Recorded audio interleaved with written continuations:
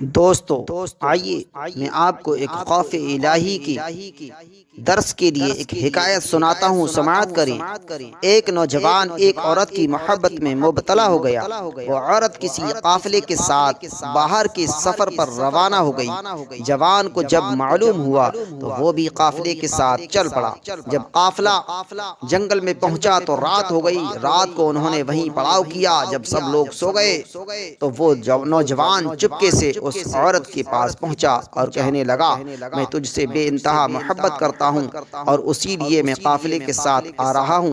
عورت بولی، جا کر دیکھو کوئی جاگ تو نہیں رہا ہے۔ جوان نے فرط مسرت سے سارے قافلے کا چکر لگایا اور واپس آ کر کہنے لگا، سب لوگ غافل پڑے سو رہے ہیں۔ عورت نے پوچھا، اللہ تعالیٰ کے بارے میں تیرا کیا خیال ہے؟ کیا وہ بھی سو رہا ہے؟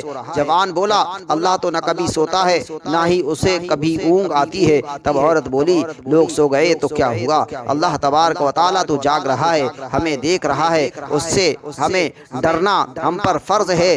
جوان نے جو ہی یہ بات سنی خوف خدا سے لرز گیا اور برے ارادے سے تائب ہو کر گھر واپس چلا گیا۔ کہتی ہیں کہ جب وہ جوان مرا تو کسی نے اسے خواب میں دیکھ کر پوچھا، سناؤ کیا گزری؟